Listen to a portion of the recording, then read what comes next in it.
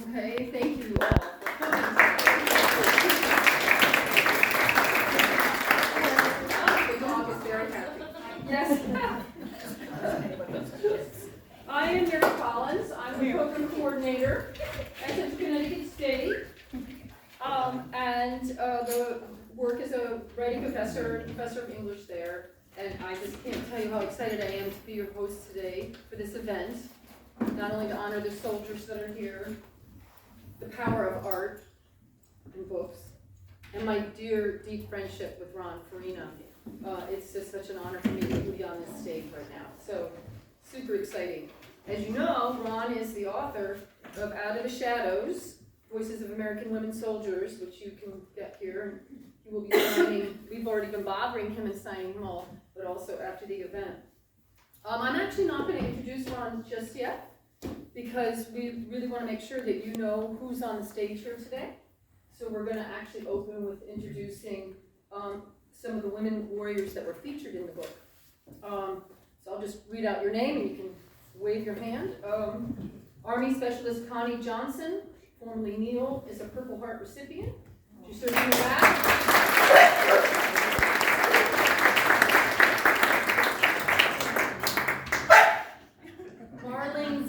Formerly Rodriguez, served 10 years in the United States Army. She is a Purple Heart recipient. She served in Iraq for a total of 32 months, beginning with the American-led invasion in March 2003.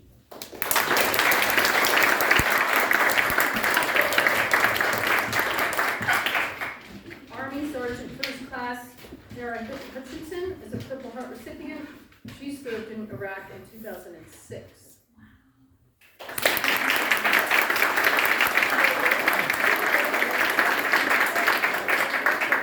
What's the name of your dog? Pork Chop.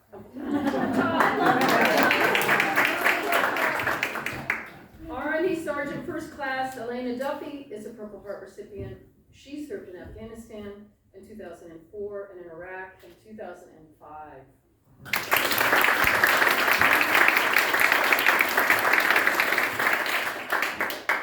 Army Reserve Lieutenant Colonel Vivian Copran, is a Purple Heart recipient. She's 18 years of service. She served 15 months in Iraq from 2007 and 8, 1 year in Afghanistan from 2010 and 11. Wow.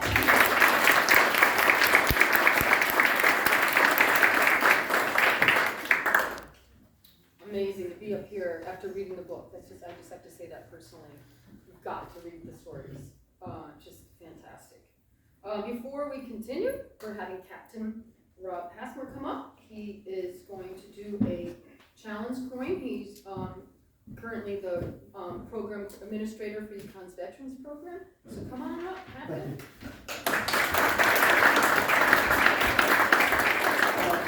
So it's an honor and privilege to be here today, and I was talking to Ron this morning on the phone, and we were exchanging a few stories, and I've got my prepared remarks that I'll do in a minute.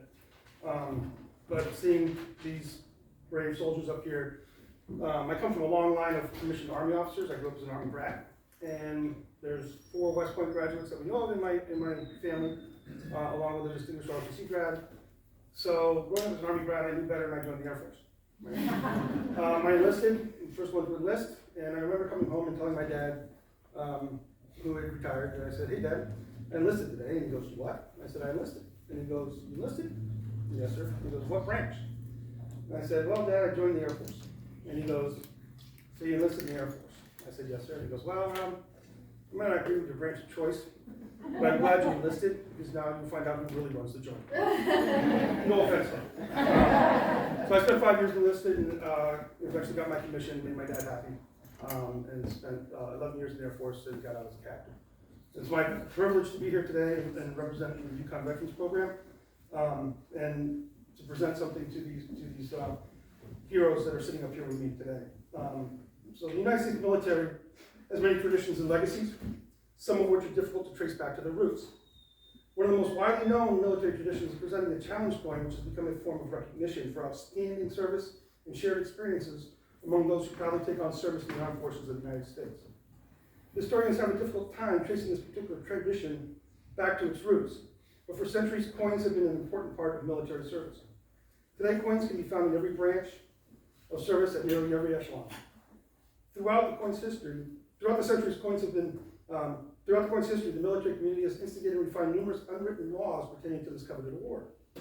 The current tradition of presenting a coin through a handshake can be summed up as a physical representation of, and in recognition of, service and sacrifice. And so it's my distinct honor and privilege today to present these Yukon Veteran Challenge coins to these veterans that are here with us as a small token of appreciation from the Yukon veteran community and in recognition of their service and sacrifice. So.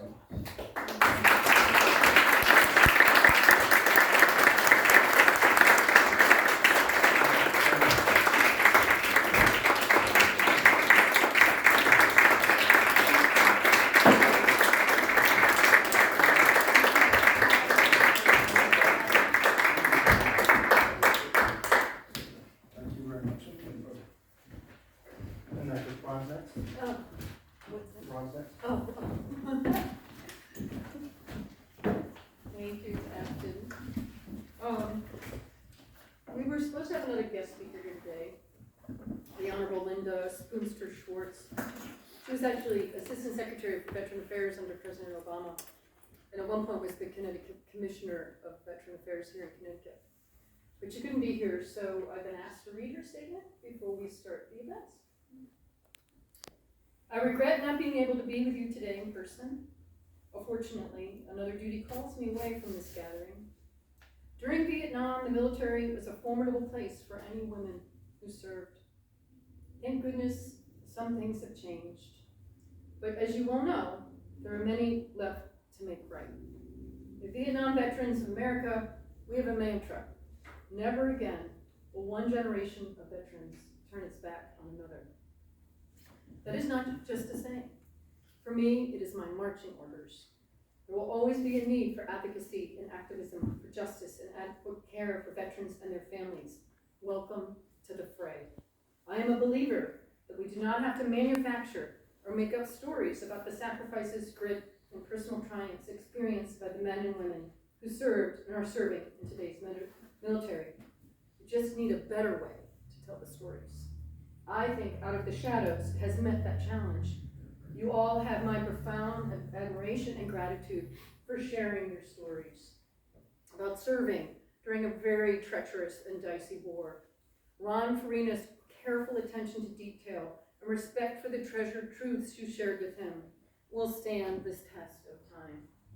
Each generation of women who accepted the challenges of military service have faced the unknown, excelled in their achievements, and moved the agenda for acceptance of individuality, not based on gender.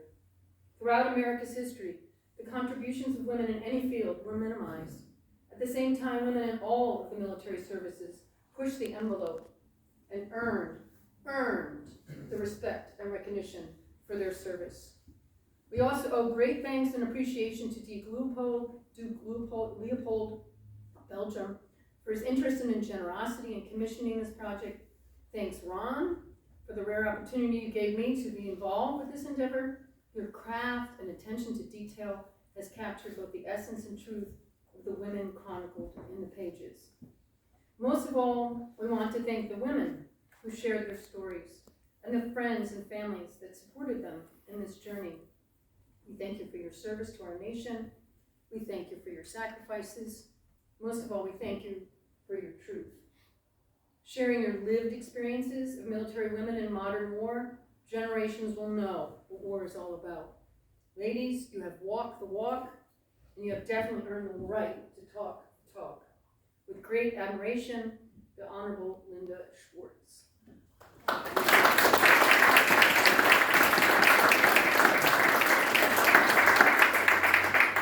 She wrote the foreword to the book, so it's also an amazing connection there. So again, gotta read the whole book to catch everybody and all that's going on up here. All right, now for the man of the hour, Ron Farina. Yay! Woo! Well,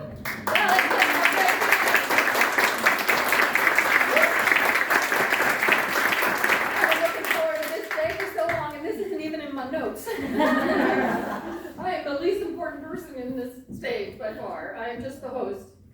And people talk about how teachers can change students' lives. But of course, students change teachers' lives, as Ron Farina has changed mine. I have taught a long time, more than 30 years at many places, 12 of them at Johns Hopkins, 5 in the summers at Yale, the last few summers, and of course 15 years now at Central Connecticut State.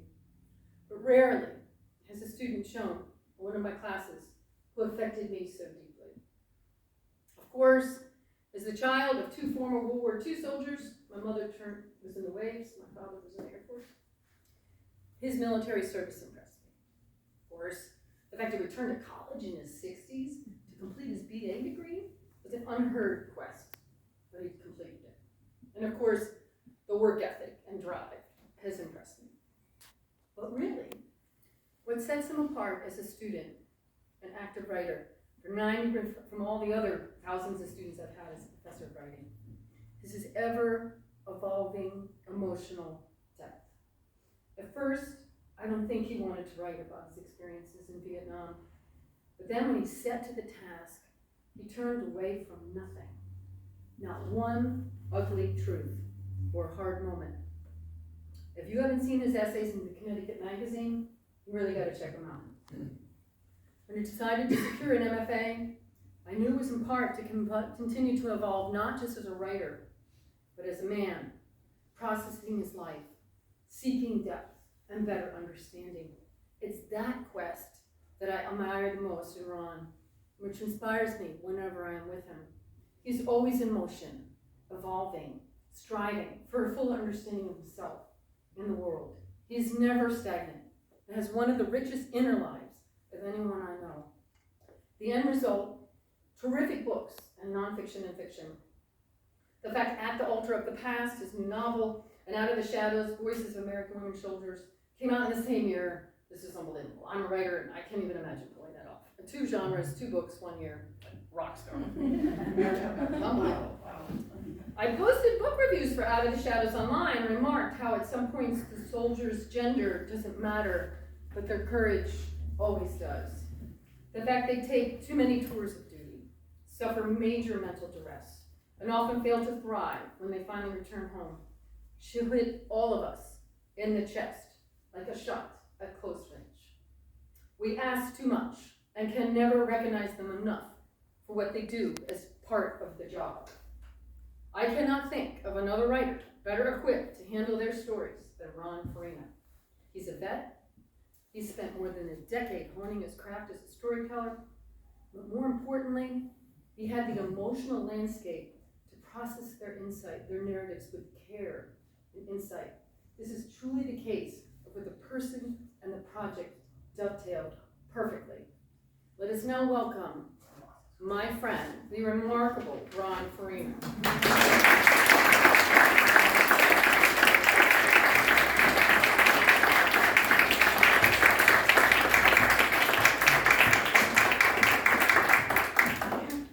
I'll sit down now.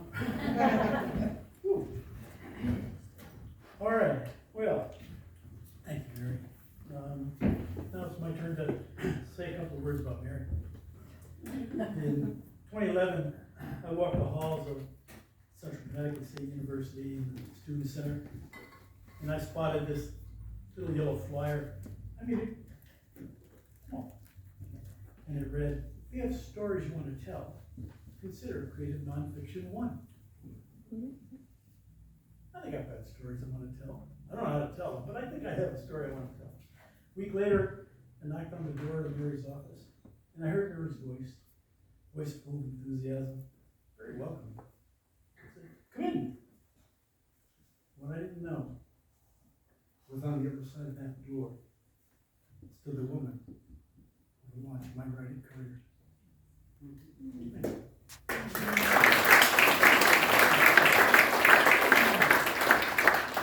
So in here, I do hope we have plenty of veterans that will stand up and please be recognized. Please, all our veterans, please.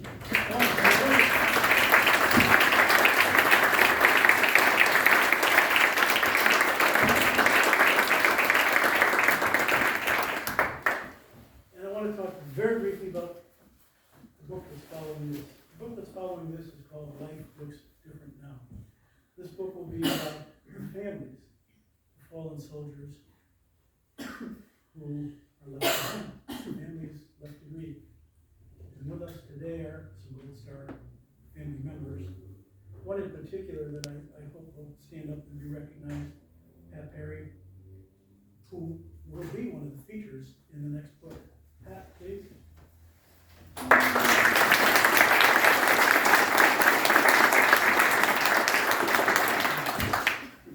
All right, let's move on. With the women that I was privileged to write about, honestly, one doesn't come away from the time spent with each one of them and remain unchanged. When I started, I wished only to capture enough of their story of each woman soldier so that readers, all readers, not just veterans, would come to understand what it means to be a woman in combat. And as I gained their trust, as they began to trust me more and more, I asked them to tell me things that even as a veteran myself, I've never talked about. But they have more courage than me. In the fever of their telling, they carried me away to their childhoods. Girls becoming women, women becoming soldiers, soldiers becoming women again, mothers, wives, sisters, daughters, and always veterans. None of these women should have survived their times in Iraq or Afghanistan, but they did. And in the end, there's magic to being alive. So here's just one of their stories. Some of you may recognize this story. I've read the beginning of this story before. I'm going to ask for your indulgence because I want to finish the story today for all of you, and it takes a little while. So bear with me. I'm going to get started on the first part of it. This story is about Kendra Lou Garza. Kendra was going to be here today. She was in Georgia. And unfortunately, her hometown was hit by a tornado. So she can't make it. But here's her story. It's called Finding Your Voice. And I'll start with a quote from a book that I'm very fond of. Find your voice and use it. Take chances. Never give up. And that's from The Four Winds by Kristen Hinna. From Kendra's vantage point just off stage, the ballroom looked full, more than packed. People stood in the aisles. Just a few days earlier, she'd been asked to speak at this fundraiser, a gala event. Reporters, cameras hanging from their necks, crowded the no man's land between the stage and the first row of seats. On stage, off to the left, the important people sat on folding chairs, preening for photographers. Kendra began to have second thoughts. Oh, maybe this hadn't been such a good idea.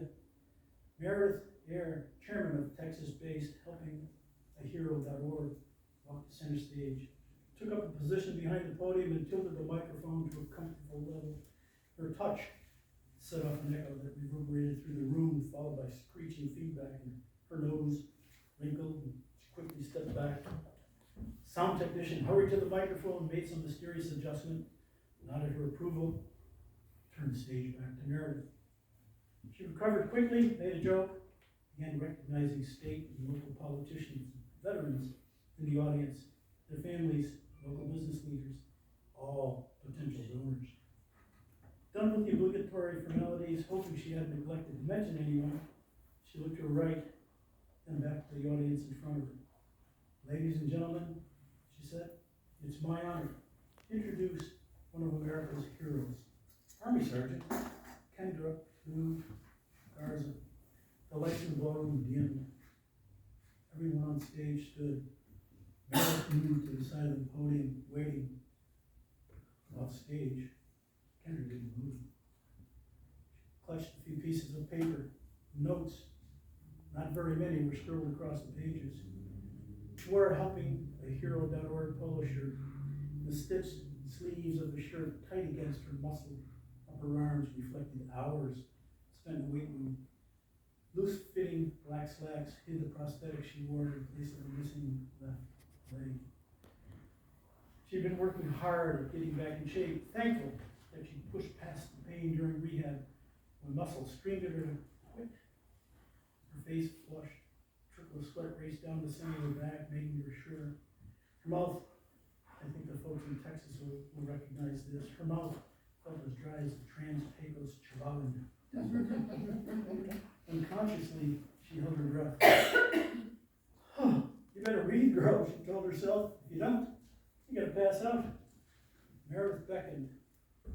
Kendra crossed the stage and reached the podium, her limp noticeable to the few that knew her story. The two women embraced. Kendra settled in behind the podium, reached for the microphone, which still, under the technician's spell, behaved itself. I'm Kendra, she said, her voice cracking. How y'all doing? The audience responded with polite applause, settled and waiting. I'm super nervous, Kendra said. I even had to remind myself to breathe. They tell me y'all want to hear about me.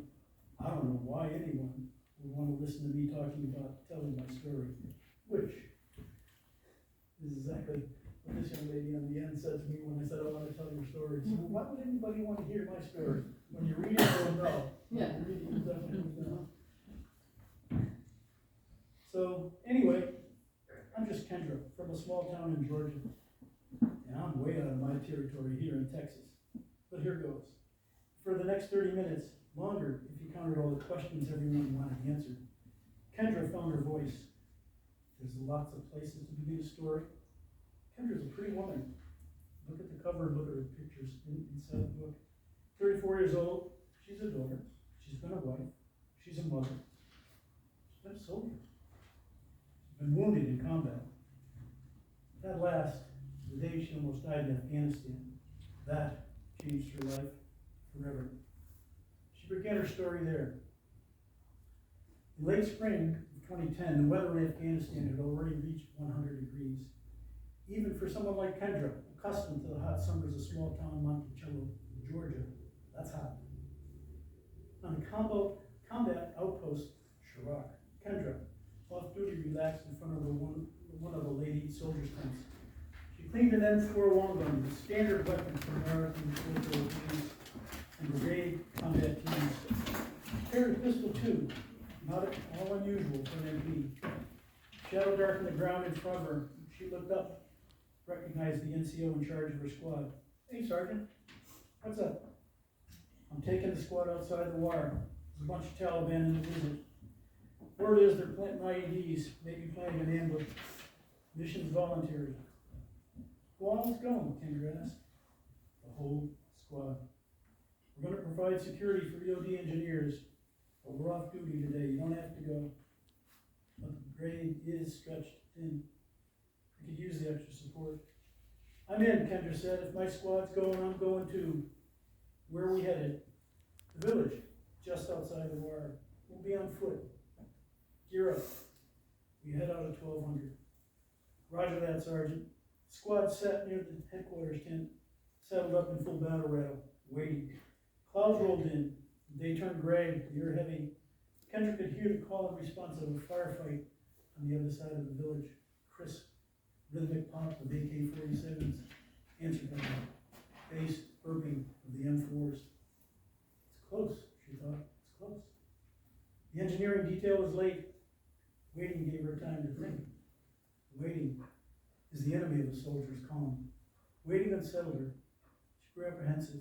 Call it a soldier's intuition. This mission wasn't going to be just another walk in the park. She could feel it. Gray day, lots of activity outside the wire. Extra squads sailing up. Trouble. They knew the area well, patrolled outside the wire almost every day. There were plenty of places for Taliban to hide, to watch, to wait, to detonate an IED, then ambush with small arms fire. The engineer's best chance to succeed depended upon the squad's ability to protect them. Kendra was just a few days from her 22nd birthday.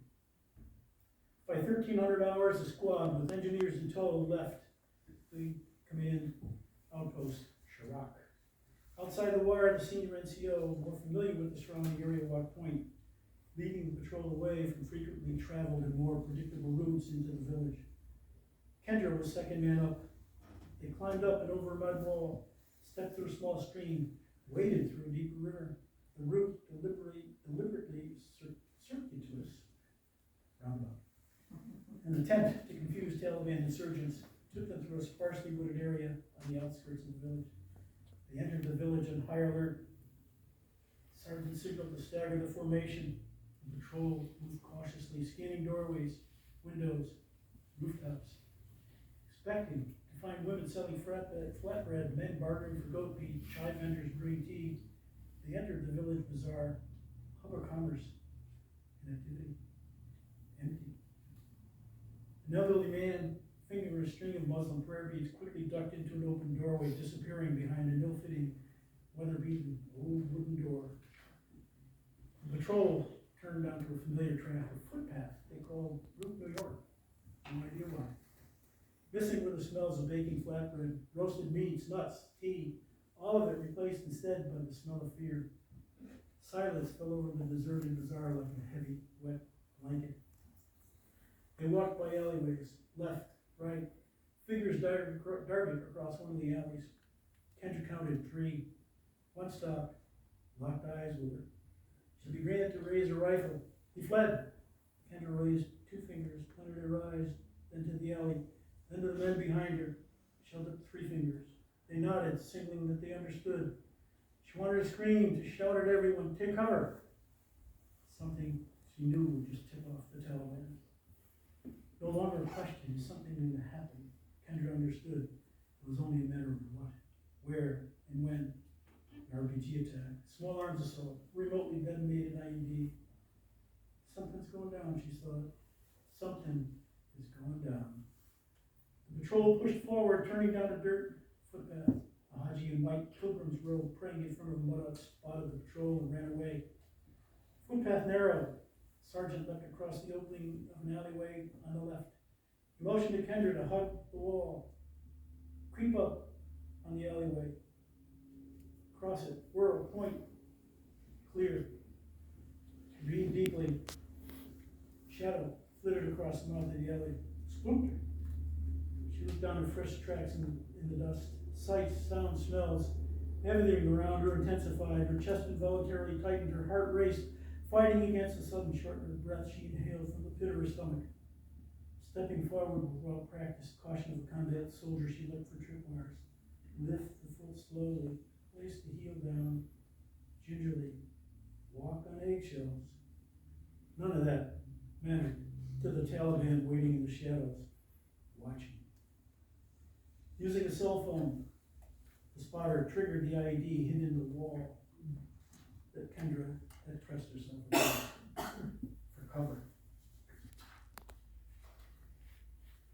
A blast, a rush of air traveling at the speed of sound paralyzed her for a split second and hurled her into the air, lifting her high above the ground.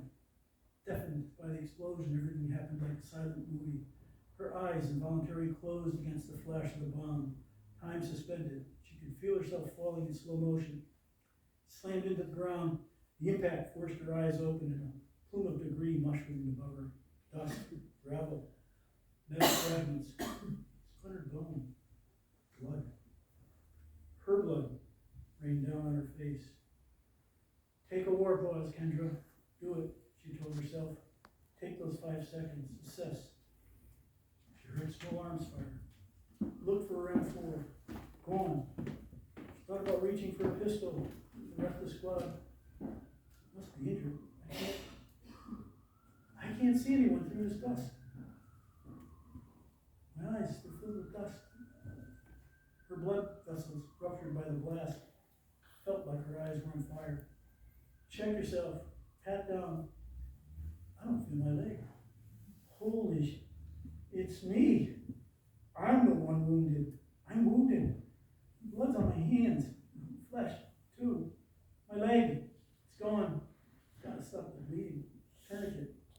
Left cargo pocket. Get it. Wait. My leg's gone. My pants, too. No tourniquet. I gotta stop this bleeding somehow.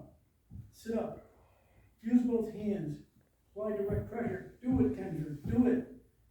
She clamped her hands around what was left of the rest of her leg, the few remaining inches just below her hip. She squeezed with all her strength, all the strength she had left. slowing but not stopping the bleeding. Without help, and soon she would bleed to death. She felt tired, closed her eyes, letting sleep tiptoe in. The slap jolted her awake.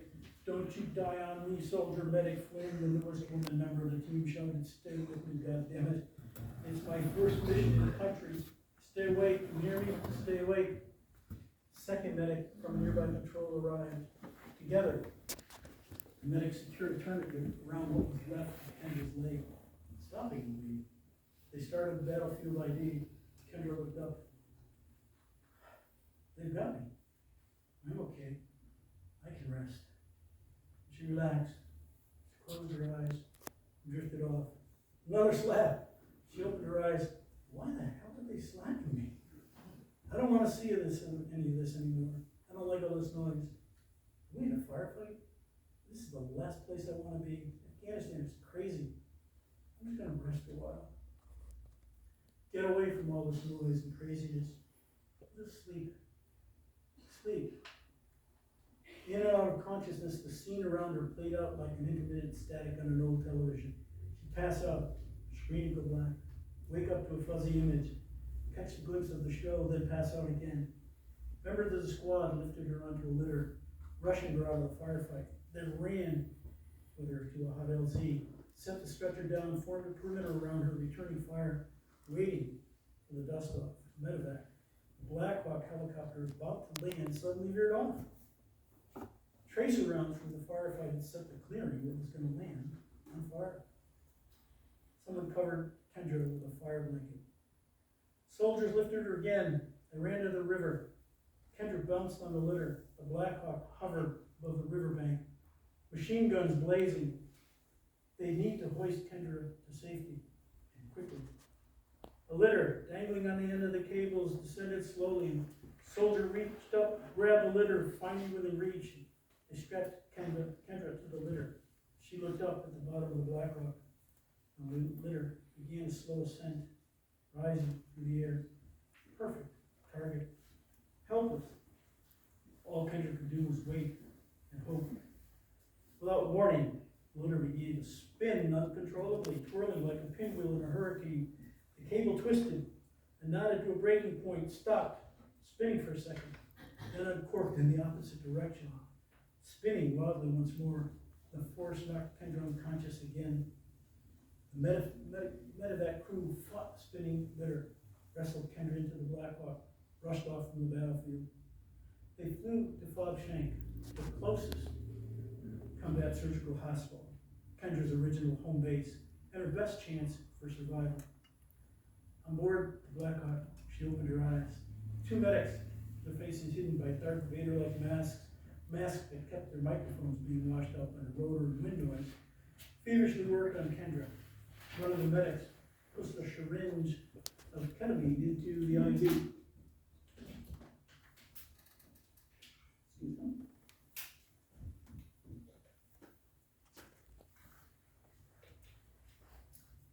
So one of the medics pushed a syringe of ketamine into the IV. In a minute, Kendra closed her eyes. The Black Hawk sat down. Medics and doctors rushed to the helicopter. The entire camp ringed the landing area. They cheered when Kendra, conscious again, raised an arm, stuck a thumb in the air, then disappeared into the cache. 24 hours later, she woke up in a hospital bed at Landstuhl Regional Medical Center, the largest American military hospital outside the continental United States. It saved her life. For 3 days, she'd wake, pass out, wake again, try to piece together the fragmented blur of conscious moments before passing out again. When she woke again later, much later, she opened her eyes. A nurse tending to her IV noticed. "You're awake?" the nurse said. "Don't cry. You're safe. You don't understand." "Will I be able to have kids?" Kendra said. "I don't see why not." Kendra passed out again. Doctors too busy trying to save her life had no time to clean the blood and shrapnel and gravel and dirt from her hair. They ordered a nurse to shave her head. The wife of one of the officers stationed at the hospital intervened. Tall, blonde, hair so light it almost looked white, always with red lipstick. Everyone knew her as Miss Amy.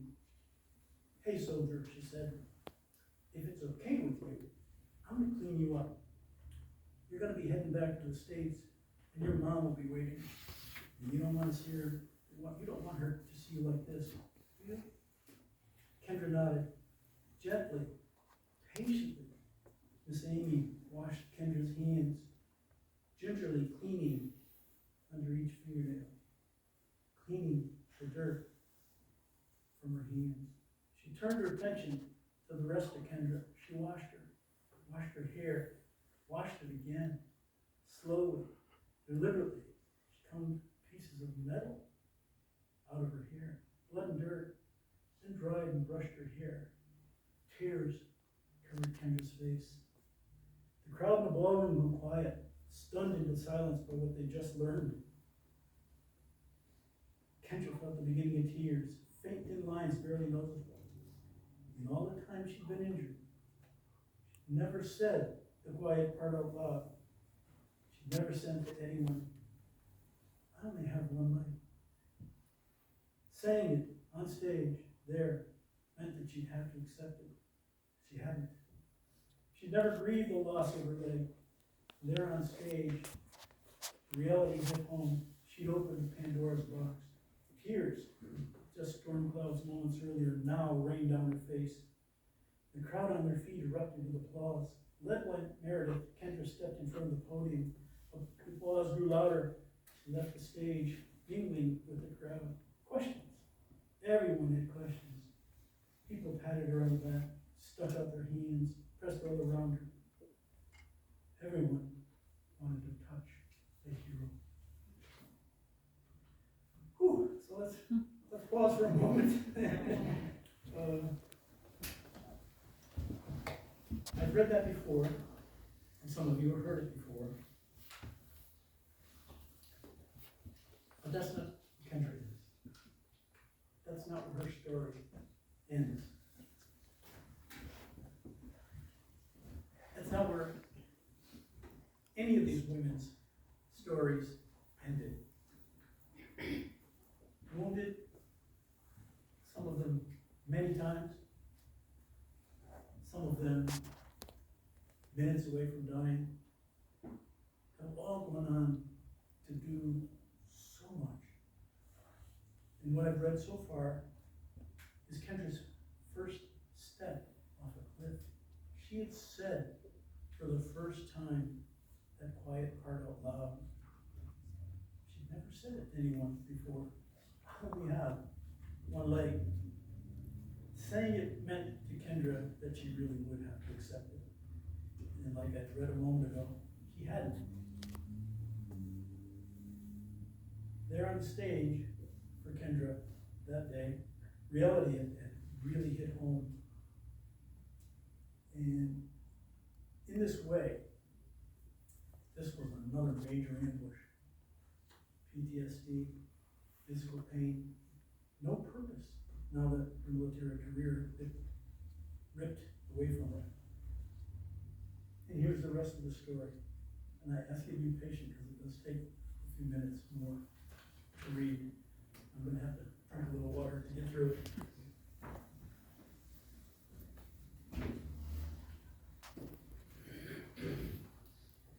So in those first few days at Walter Reed Army Medical Center, Kendra would wake for brief moments, wondering where she was before darkness swallowed her again. And at one point, half conscious, she believed she was still on the battlefield, wanting to join the fight, to be shoulder to shoulder with her battle buddies, angry that she wasn't able to stand, thinking, "I've got to get up." She yanked on the IV in her arm and tried to pull out the tubes inserted into her throat.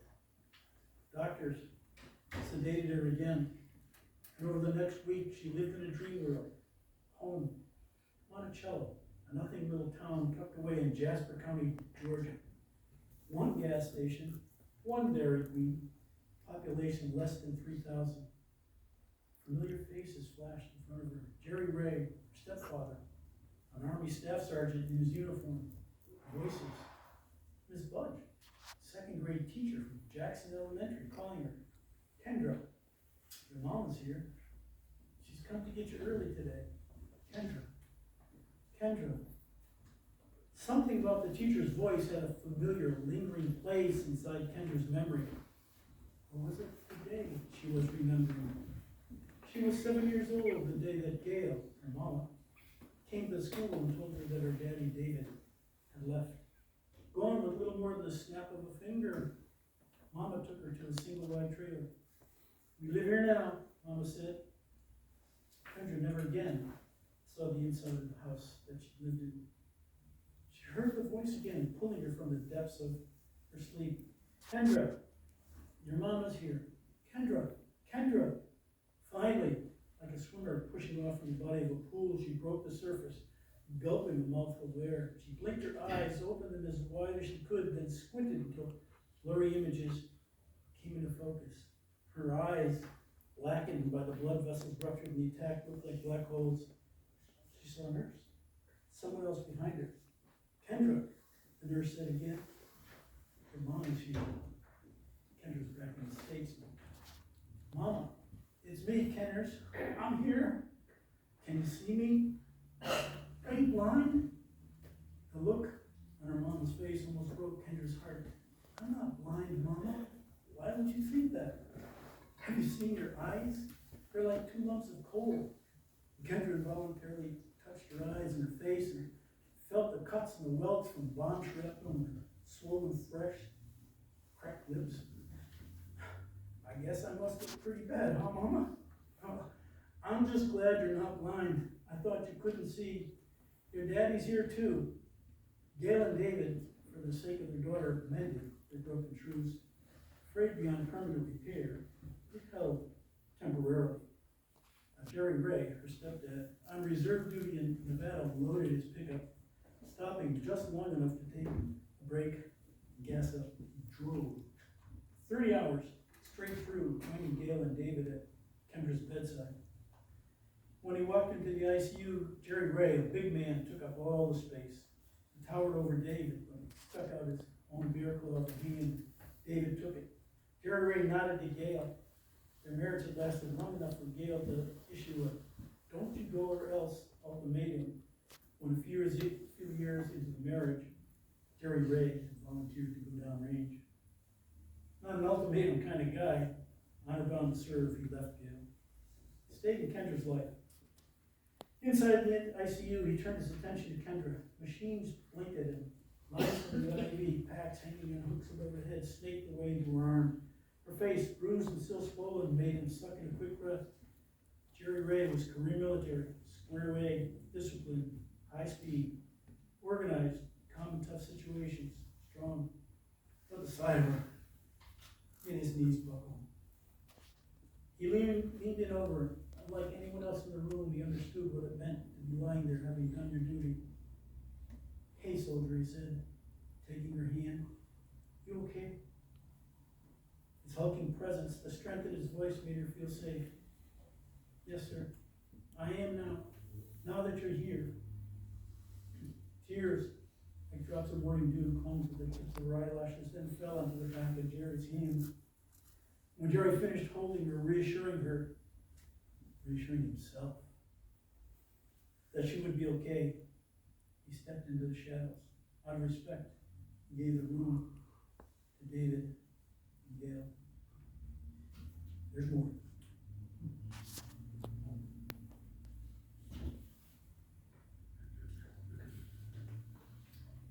Days later, the nurse pulled back the sheet that covered Kendra. "I've got to change that dressing," she said to Kendra. Kendra turned her head away. "Looks good, soldier. No infection. Take a look." "No, ma'am," Kendra said, then closed her eyes. "I don't want to see what you're doing. I don't want to see what's left of my leg." "Sooner or later, you'll need to," the nurse said, then finished bandaging the wound and left. Kendra looked down the length of her body to the hollow in the sheet where her leg should have been. "I don't want to see you. You hear me? I don't want to." They can't make me look. Then she closed her eyes again, trying to deny, but her mind saw clearly what the soldier in her didn't want to believe. The pivot to her physical recovery, what led her to lift and peek beyond the sheets, to look in the mirror and attack physical therapy and rehab, was her soldier's sense of obligation. Spurred on by belief that she belonged with the men and women she'd left down range, determined to rejoin them, she threw herself into her recovery. Surgeries followed. 13 if you didn't count the little ones, more than 30 if you did. She fought through the pain where surgeons picked metal fragments and shards of glass and splinters of wood and bits of gravel, still embedded in her flesh, and cried when they debride dead skin from the wound. She masked the pain with heavy, addictive medications. In the gym at Walter Reed, sweat ran down her face and between her breasts, dripped from the tip of her nose. All she cared about was learning how to walk again. Her mind was set. She hated the wheelchair. She grimaced, pushed herself, closed her eyes, and took her first step 16 days after arriving at Walter Reed. She badgered therapists into letting her use a walker. They marveled at her motivation. She abandoned the walker, moved to 2 crutches, 1, a cane, and then came the day when she tossed that aside, raised her arms in the air, and walked on her own. She wanted to be the first woman combat amputee to go back downrange. 6 months after being blown up, Kendra knew that life, no matter how hard she rehabbed, had rearranged itself. She'd been uncertain about the military's career, had been leaning in that direction, but that choice had been hers to make. The Taliban had robbed her of more than part of her body. They'd ripped away her way of life. She couldn't run, jump over a stream, scramble up a riverbank, kicking at a door, leap into a Humvee, or dive into a bunker. Sergeant Kendra Garza would never go down range again, but she could say goodbye to her battle buddies. In late fall, just a few months after her injury, her guys would rotate out of Afghanistan. Determined to be there to greet them, Kendra sought and received permission to fly to the United States Army Garrison building in Bamberg. Soldiers deployed to and from Afghanistan from Bamberg. I'm going to walk on my own, she told her physical therapy team. I'm not going to greet my battle buddies from a wheelchair. If I can't go down range with them, I'm at least going to march with them. I'm going to stand and salute them. Help me get ready. Dr. Jen, she learned never to ask a physical therapist to push her again. They're only too happy to oblige. They got her ready, but not without more sweat and workout room, and not without more medication. In Bamberg, in uniform, a ranger beret at a jaunty angle, Kendra stood without the help of a cane, and she walked under her own power. She saluted her battle buddies, Medic Flynn, First Sergeant, the rest of the team. And in Monument Park, formerly Desert Storm Park, they honored Kendra by adding her name to the unit's rock memorial monument. Carved out of a huge gray stone, the names of all the units wounded were engraved on the rock. I thought you were going to die on me, Medic Flynn said. Good thing you didn't. I'd have killed you if you did. You would have ruined my perfect record. I've got no KIAs. Outcomes, be careful what you wish for choices. Kendra had not seen Anthony, a soldier she had met and fallen in love with while originally stationed in Bamberg, since they both deployed to Afghanistan. When they met in Germany, they came together in a rush, the first real love for either one of them.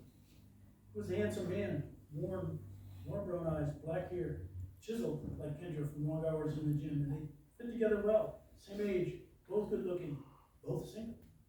Neither ever seriously in love before, and both in uniform.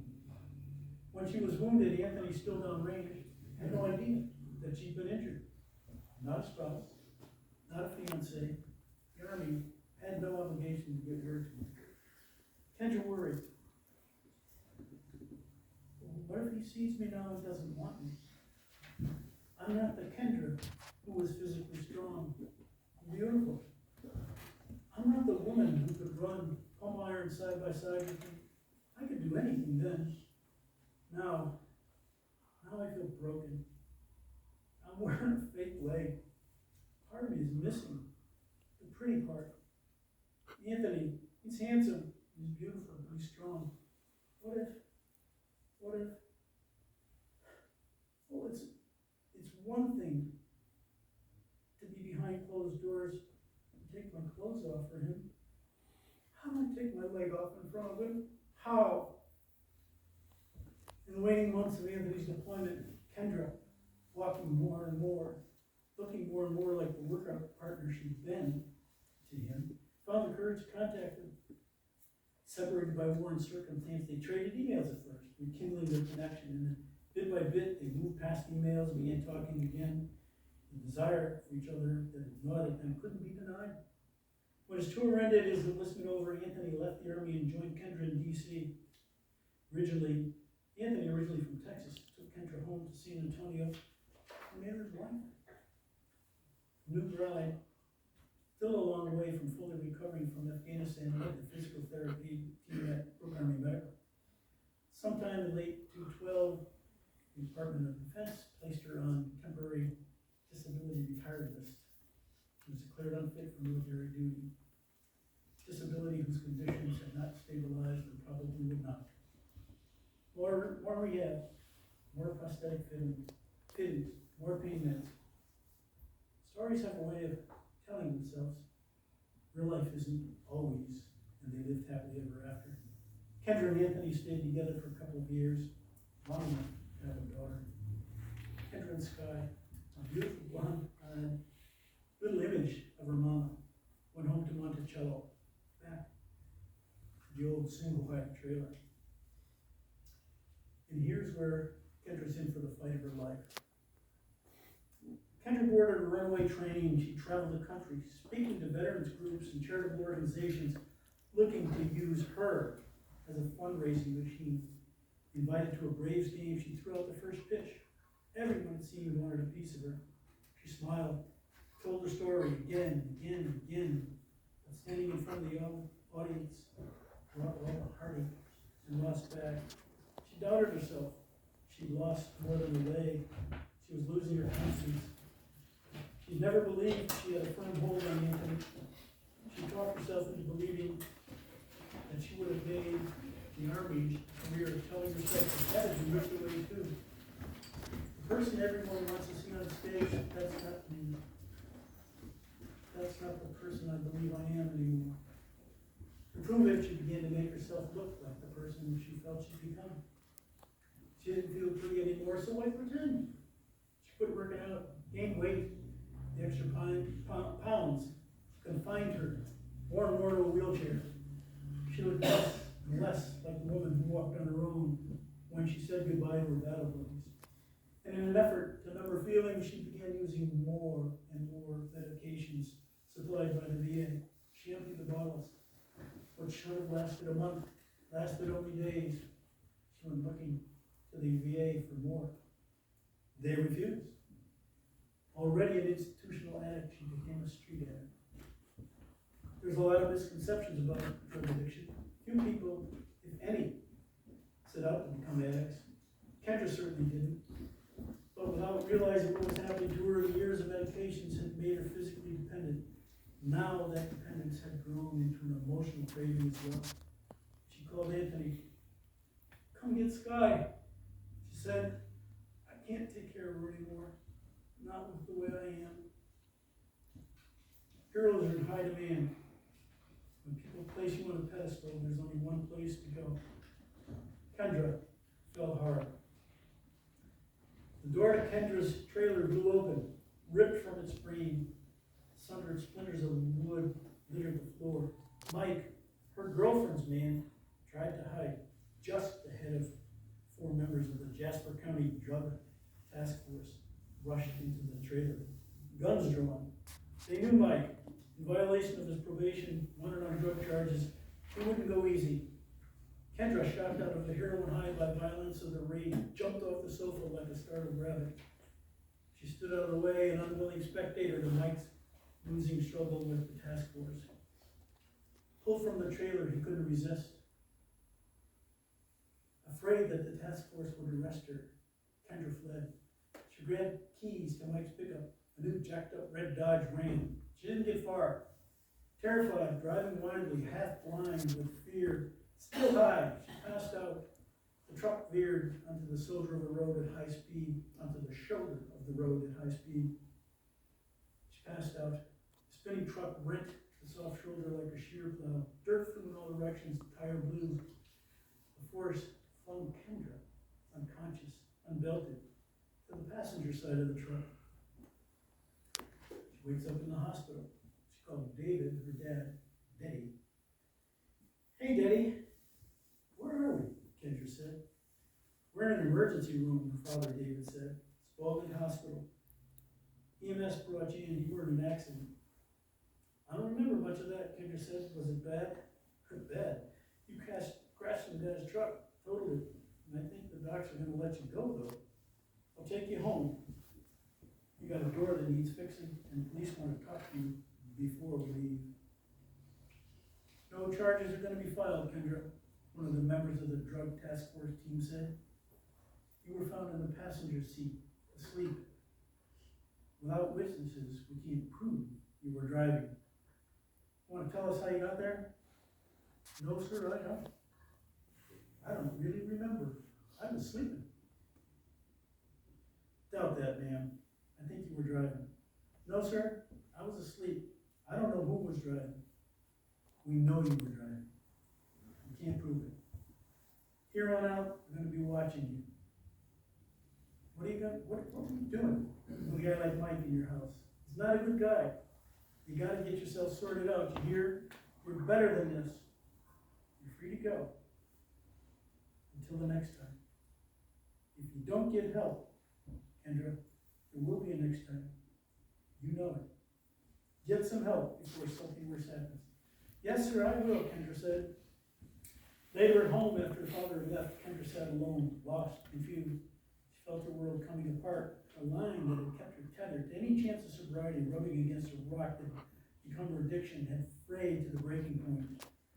Fighting had been her way of life for so long, before the day that she almost died in Afghanistan. She fought then with all her strength to survive. A good soldier, strong soldier. She fought to come back physically. She'd known how to fight that battle. This was different. She found herself in a battle she had no idea how to win. She had no weapon strapped to her leg. Her leg was gone. Losing the strength to fight anymore, she called a new friend, a street friend. Let's get high, she said. Members of the drug task force, some of them veterans, had meant what they said. They watched Kendra. They believed in her, knew she was better than the life she was living. More than once, they pulled her off the street, took her to rehab. She walked out the back door. She left again, and finally refusing to tell her, to let her fall any further, they arrested her. In her own home. Tipped off that she had heroin in the house, they busted down the door. The same door that Daddy had carpeted back into place. Possession of heroin, possession of drug paraphernalia. They showed her up at her arraignment. They spoke against releasing her while she waited for a court date. Your Honor, one of the deputy task force members said, she'll be back on the street using before the day is over. The judge paused. Courtroom went silent. Kendra felt like she was back in Afghanistan, the air suddenly heavy and everyone holding their collective breath. The judge looked at the task force deputies. He looked around the courtroom, then at Kendra. His chest rose and fell with the weight of his decision. He weaved his fingers together and placed his hands up to his lips, whistled through his fingers, dropped his right hand, picked up a pen, scribbled something, and raised the back of his hand to his lips and inhaled slightly before exhaling a throat clearing. Based on the recommendations of the task force deputies, I'm ordering you to be held in Jasper County Detention Center to await trial. Kendra dropped her chin to her chest. Sheriff deputies quickly moved toward her, one on each side, grabbing hold of her arms. She felt their vice-like grip before they moved her hands behind her back, clamping a set of handcuffs around her wrists. Hours later, still handcuffed, stunned shuffled into a gray van with several other prisoners. Jasper County Jail processed, strips her, robbed of every remaining bit of dignity. She pulled a bright pink jumpsuit with the letters Jasper County DOC on the back, up over her prosthetic. Too shocked, even cried. The guard gave her a pitying look, and in that look, Kendra saw how much she had let slip away. It was time to start over. For the next 7 months, while she waited to go to trial, Kendra denied anything stronger than an aspirin. Got clean. She started working out again, losing weight, getting in shape. She pushed herself to get free of the wheelchair she can find herself to while doing drugs, wanting as much as ever to stand on her own again. She worked on more than her body. She found new weapons to fight the emotional battles, those surprise attacks, ambushes that she'd never been ready for. Some of the answers she found in books, some in counseling, most in the mirror. She couldn't undo the things that had happened to her. She could no longer deny the hollow beneath the sheet where her leg should have been. When she looked, it wasn't there. It wasn't there. It was lost. Part of her. But not all of it. She readied herself to face the judge once more. Members of the task force team showed up for her trial. On the bench, the judge shuffled papers, looked up, did that same throat clearing again, and looked at Kendra. Young lady, I have a decision to make today. So do you. It's been 7 months since you last stood here. Those 7 months changed you at all? Your Honor, Kendra said, those 7 months saved my life. Well, I'm going to give you a choice, then he said. There are consequences to your behavior. Do you understand that? Yes, sir, I do. And I'm going to give you a choice. 2 years of court-mandated drug rehabilitation, go to school or get a job, and stay clean. Or I can sentence you to more time in prison. Your choice. What's it going to be? And before you answer, understand, if you slip back into old habits, you're going to prison. Sir, I'd like to go to college, Kendra said. 27 months later, men and women filed into the Marshall Auditorium, the main event hall on the campus at Fort Benning. Drill sergeants, faces hidden beneath the wide brim of their round browns, used to call them smoking bears, raced and saluted.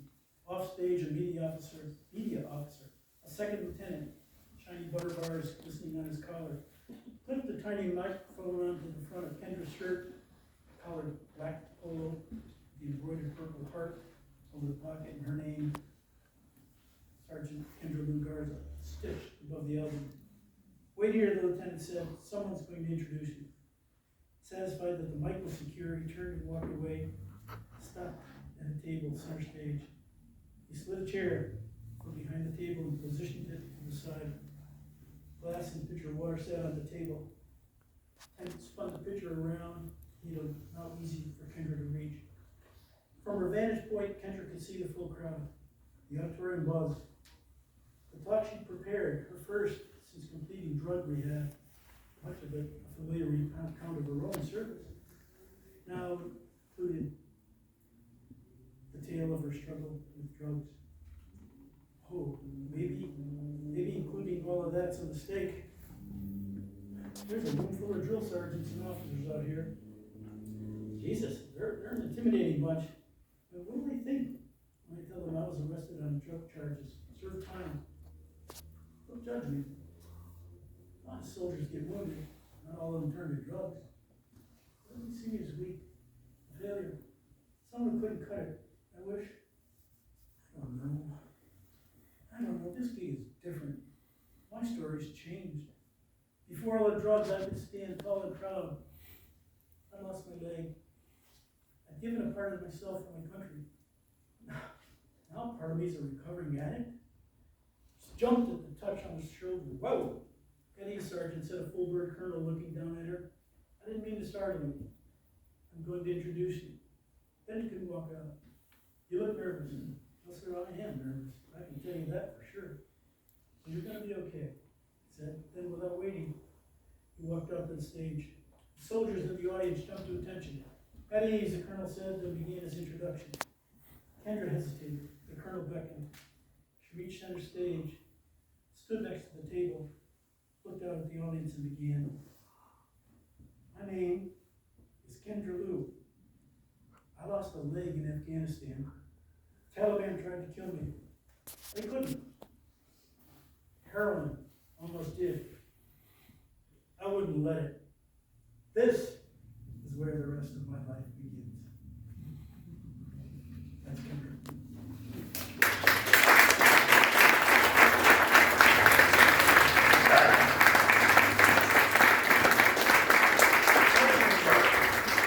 Proud to tell you that Kendra has her own construction company in Georgia with 30 employees.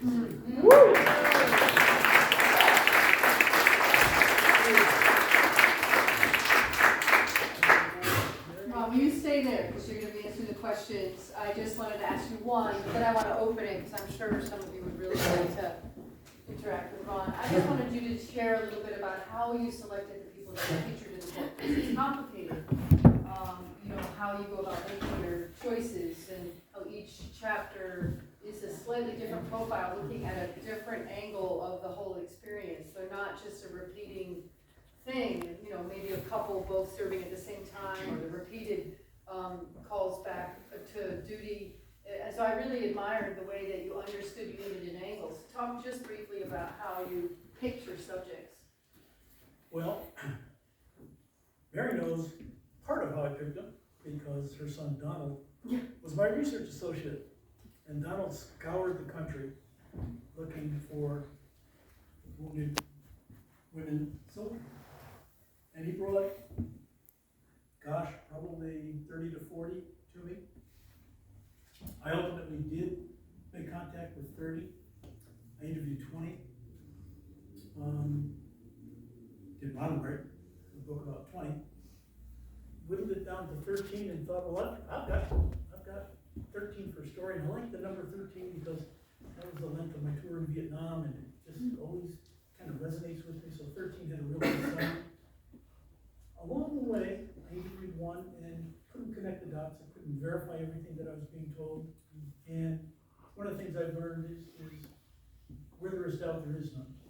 You just move on. Another, we struggled to connect and really put the pieces of her narrative together. And now I'm getting down to 11. The 11th, really, the story wasn't what we were looking for. And then I had 10.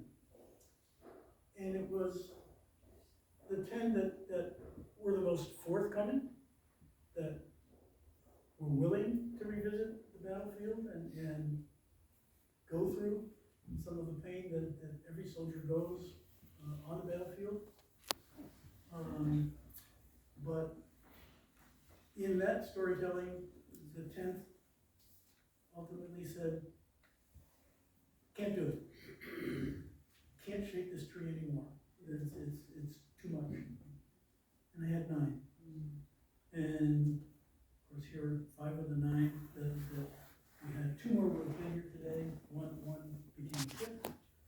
Kendra is putting houses back together in Georgia after tornadoes ripped through her hometown. Oh, dear. But the secret really to being able to tell a narrative wasn't me. It was the women. They had to be willing to be incredibly forthcoming. And it was, I think, the greatest privilege I may ever know to talk to these women, and slowly we began to trust each other. And we would reveal, I revealed a little bit of my background from Vietnam, and they would reveal more of themselves. And from their willingness to share with me so that I could share with you, we learned about women soldiers in combat. No, that's amazing. Hope that answers your Thank question. you, beautiful answer. Let's open up to questions for Ron or our wonderful guests here. Anybody have some questions? Yes. I know what, like how you chose them, but I guess my question is, normally people just want to talk about men when they write these stories. What inspired you to sit back one day and say, I want to write about the women? Thank you. Great question. The first book that we wrote, Who Will Have My Back, very short book, and it was a project that Mary had helped me secure. And I had really just one. When I really think about it, I used to say, well, people told me that the book didn't talk about women. Honestly, it was one person, now that I really think long and hard about it, who said, you really didn't talk about women in that book. The one story about the family that is taking care of their disabled son is guy. And all the other stories are guys. The DAV, there's no, you didn't talk about any women with the DAV, it's all men drivers. The other stories that you wrote are mostly all about men. How come you didn't write about women? Well, I knew right then and there that I had to do something about that, and that honestly was the simplest driver for me to say, you need to write another book. And the Duke has deep pockets, very deep pockets, and I wanted him to fund the project, because with his financial backing, the book gets published, for sure. It's not speculative. I don't have to pitch it to 50 different publishers and hope that one of them understand what we tried to accomplish. But I was going to write it with or without the Duke. I went to him and said, would you fund a second project? He said, yes, I believe in this project, and I believe women's stories should be told. I will fund it, but there's a condition. You have to write a third book. And that's the book that will feature Pat's story and so many of the others. Gold Star moms and dads and sisters and brothers. So that, no big mystery, that's how it came to me. Other questions? Yes, in the back. I don't think I've heard your voices, and I haven't read the book yet, so I'm going, and I like your voices in my head as I read the book. Would you be uncomfortable just saying hello? You know what I mean? I'd love to hear from you guys. Yeah, I'd love for them to do that. Is it okay? Sure, Marlene, come on, stand up and just tell people who you are without too much detail. You don't have to go into too much. So I am Marlene Rodriguez, now Xander. I've been married for 1 year. And I actually just launched my own LLC as well. I am a mobile personal trainer. So because of my injuries, I developed a business where I can provide fitness to those who are impaired, who are stuck at home, that cannot get to a gym. So I was stuck at home for a very, very, very long time due to the epilepsy that I developed while getting injured. And so that's what my forethought to develop my businesses. Thank you all for being here. I appreciate it. Thank you.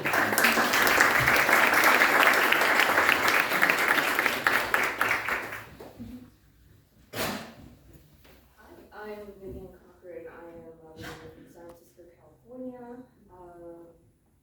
Drove from DC, and was wounded in Afghanistan. So my story is not just my story; it's actually a story about me and my husband, who also serves. So that's John. Oh, careful now! Come on out. Come on, John. Their story in the book is a story together we serve. Yeah.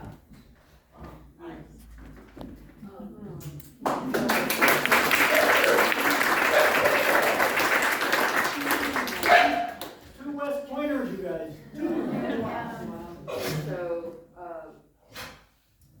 I would say like the hardest part, not so much the injury, but the fact that I had to say goodbye. We had to say goodbye to each other every single time one of us stepped out, left the gate to go on patrol. Having to say our final goodbyes every single time was the hardest part. So They were stationed together. Together on the same days.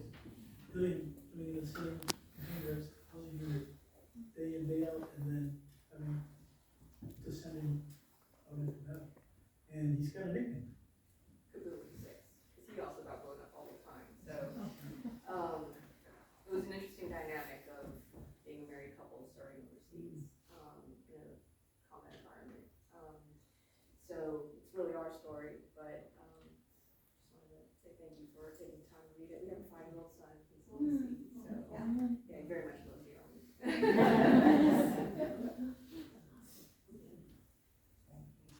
You know, could you explain all those medals? Well, Jumping on a plane, or engaging the enemy. Purple Heart's one of them. Serving overseas in Korea, Iraq, Afghanistan. Volunteer service awards. I do 100 hours of volunteer for community service, and Bronze Star medals, achievement medals. And my fun one here is Ronnie sent me to Paris to their Command General Staff College, where I got to have a fun summer in Paris. Doing French doctrine and being that crazy American that didn't speak any fluent French talk as well. It's fun. But John is an Army infantry officer, currently active duty, and just came out of the 101st in the esteemed Bastogne baton. So we are a family that serves and continues to serve.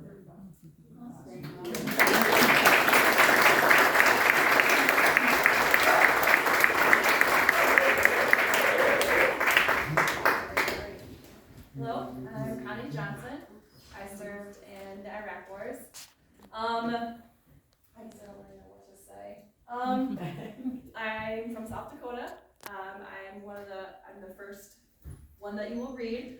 I guess a fun little fact is the horse that they talk about, I still have her. I still ride her very often. I have a side business that I do for my own type of therapy. I grow flowers. It's called Freedom Acres, and I do that as a form of therapy. I super enjoy being outside. I have a small hobby farm. I am one of those people that are basking in all my chickens, so I don't have my eggs, that's how expensive they are. And so I super enjoy all that stuff. I'm a huge advocate for veterans, and I try to do as much as I can to support veterans. And sharing my story was a decision that I made, and I was okay doing it when I did it. Timing was perfect for Ron because I had done a lot of work on myself and was ready to venture into that. And it was, 17 years after the fact that it took me to be able to do that. So I appreciate everybody being here, and I'm very excited for you to read the book and enjoy passing that information on to others.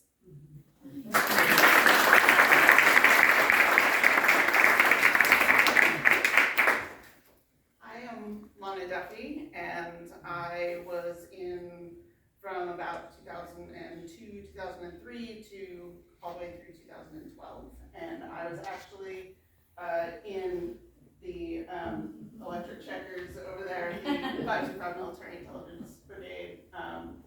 At about a year and a half to 2 years, I left before Colonel Vivian, I don't really know where that would, got there.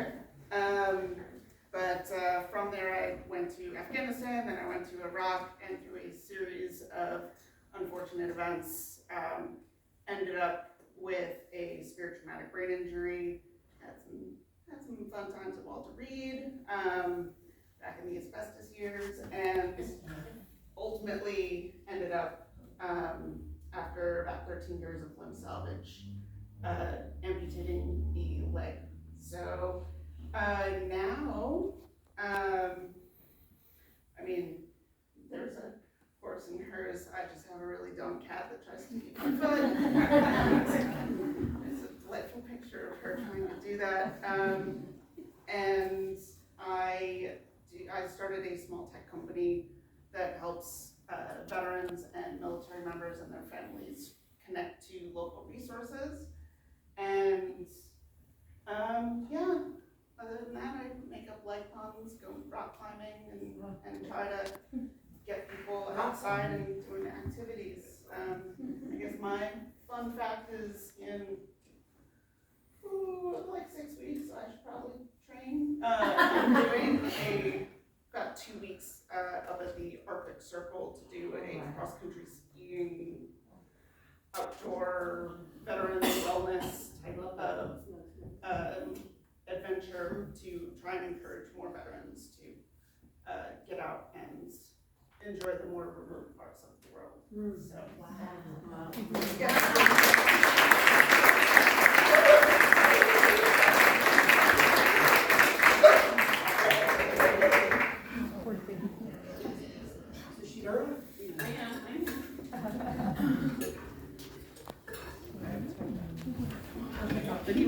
will not put up with any clapping. As you have. Okay. Draws the line. What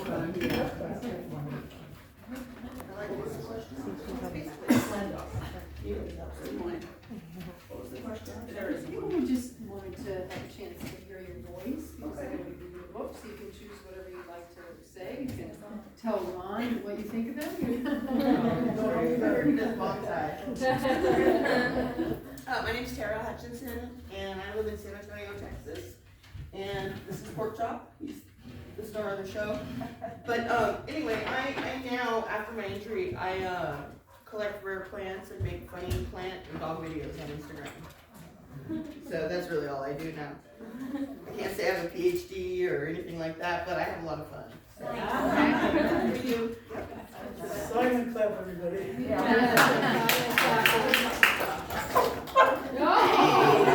Sorry. Come on.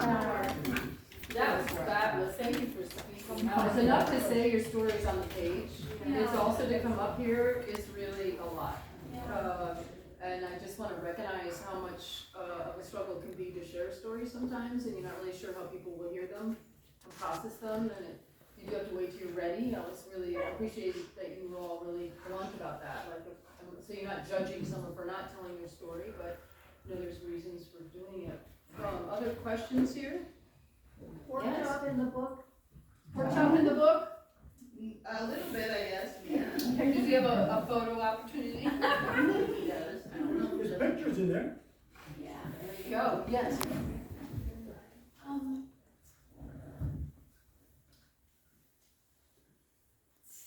So as a Army veteran that was serving mostly during peacetime,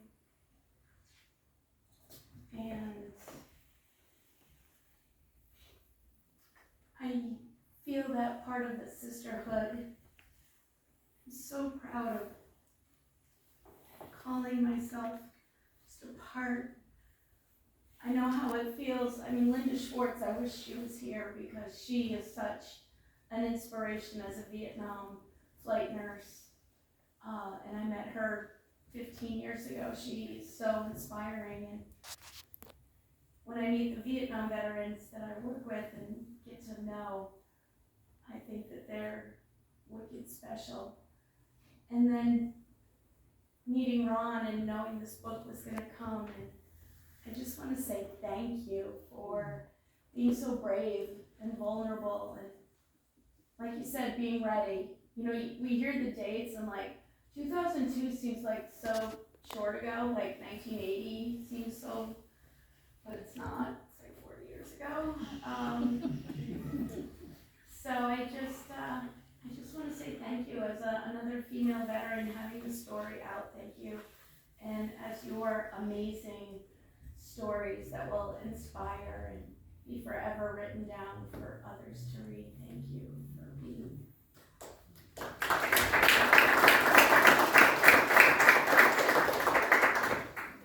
And anybody, one other? Do you mind if I share something? This is kind of funny. I was telling Ron this yesterday, and so when we connected and we're talking about our stories, it was all on Zoom, and there was many tears that were shared, you know, by me and the process that I was going through. But Ron made it amazing. I mean, he was wonderful, and like we built that trust and was able to share some of these super intimate details that I haven't told anybody. And then, so you go through the process and you kind of get little snippets of your story, and it's like, oh, okay, you know, and it was neat. It was neat reading it. And I was able to kind of come up with new memories and things were unburied and things like that. And so I was like, the book's out, and I'm like, awesome. And I didn't do anything about it. I didn't tell my family. They didn't know I was in it.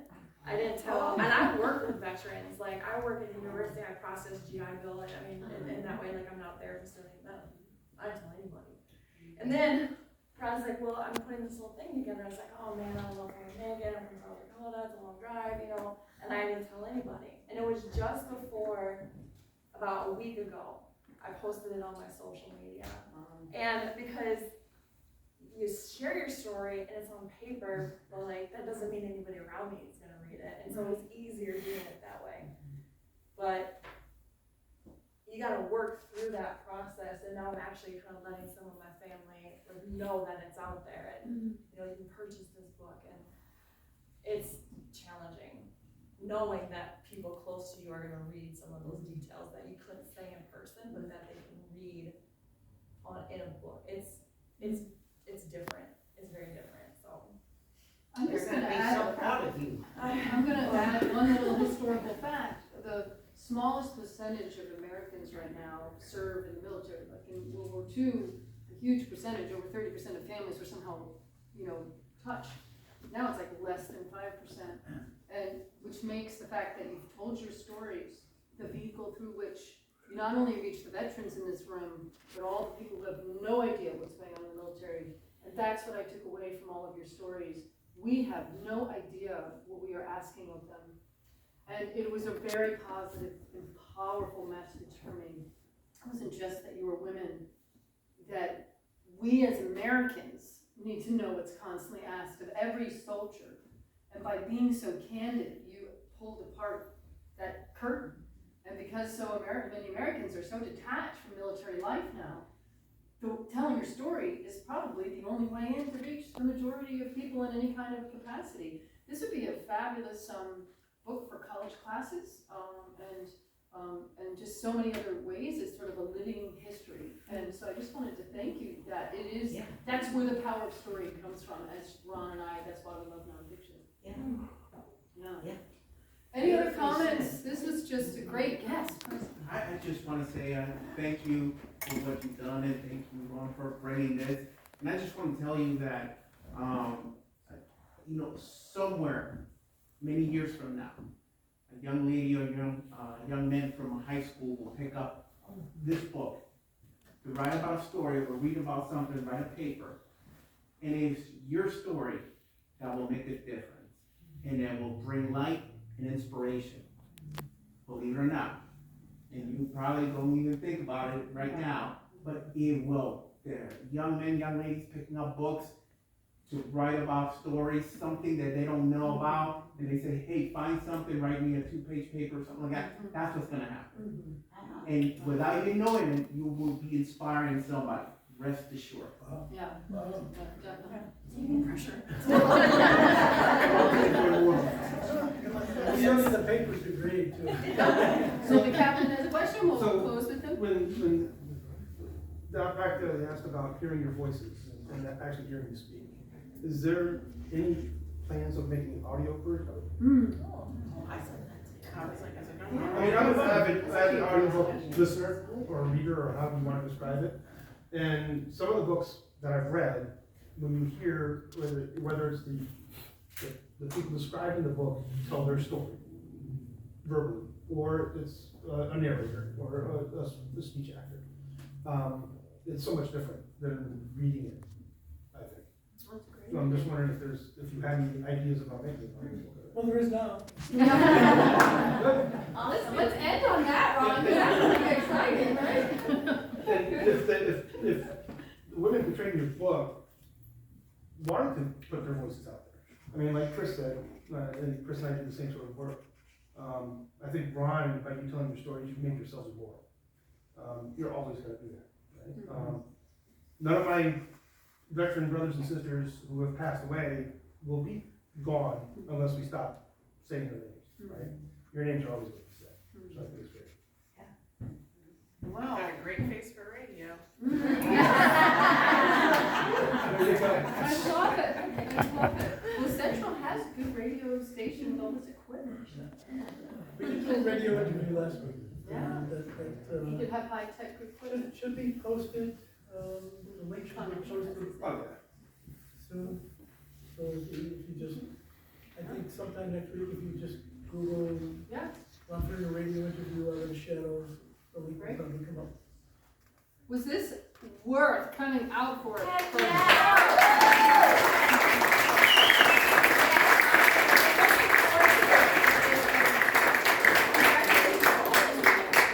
Thank you. So Ron, are you gonna sign books out here? Yeah, I'm hoping that you want their signature. Yeah. Yeah. Much more than Yeah. mine. Yeah, yeah. Can we come as blind as brother? Actually, that's a good idea. works for us. Sure. Yeah. That's a great idea. Everybody got that? Yes. All right.